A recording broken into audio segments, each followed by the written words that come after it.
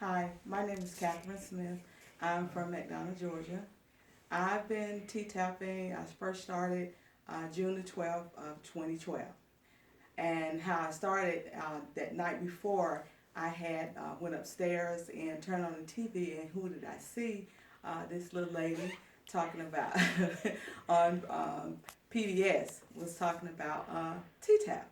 And so as I watched, I was like, maybe it is something I can do because I wasn't really mobile as much. And so that next morning, I pulled it up on YouTube, and I asked my daughter Taylor to assist me because at that time I was on a walker and really wasn't mobile, and that's what the doctor was trying to find an exercise for me to do, because even when they tried physical therapy, I passed out in physical therapy because it was too intense for me, even though I was barely moving. But starting to do T-Tap, I saw a lot of changes in my body, and even to the stability, where when I would move, dealing with my neck, my head would feel like it just shaking inside, like someone has a salt shaker shaking it. But I started to notice that was coming down, and I didn't hear as much ringing in my ears.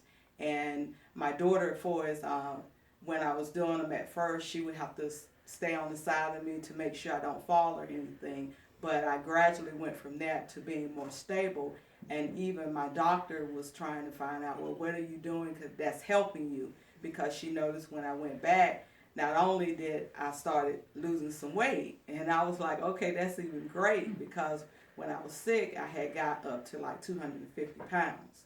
And not being able to move around, that was very hard for me. And so with that, the doctor was saying, well, whatever you're doing, just keep on doing it. And so I went from that to getting the book, The Fit and Fabulous, from the library, and that's when I learned about the primary back stretch, really learned about it. And because I was having problems when the first challenge came up, as a lot of weakness on this side of my body and my neck.